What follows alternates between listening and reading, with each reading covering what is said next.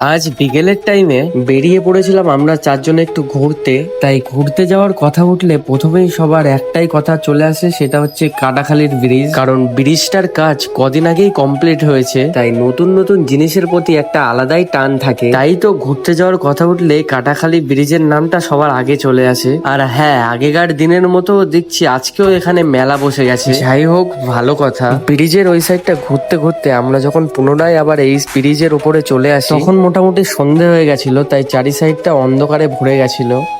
এরপর আমরা চলে আসি ব্রিজের ওপরেই এই কাকার দোকানে। তারপর কাকার কাছ থেকে আমরা সবাই এক কাপ করে চা নিয়ে নিই। তাই চাঁদ দেখতে দেখতে আমরা চা খেতে লাগি। এরপর ওখান থেকে বাড়ি এসে আমি চলে এসেছিলাম আমাদের বাগজোলার এখানে হরিনামে। আর এখানে আস্তে আস্তে আমাদের প্রচুর খিদে পেয়ে গেছিল। আর এই হরিনামের এখানে এসে দেখছি হরিনাম উপলক্ষে এখানে মেলা হচ্ছে, তাই এখান থেকেই আমরা নিয়ে নিয়েছিলাম জিলেপি। তাই বেশি দেরি না করে আমরা এরপর চটপট জিলিপি খাওয়া শুরু করে দিই। সো গাইজ, আজকের এই ব্লগটা আমি এখানেই এন্ড করছি। লাইক শেয়ার কমেন্ট করতে ভুলবেন না। দেখা হচ্ছে পরের ভিডিওতে, ততক্ষণের জন্য বাই।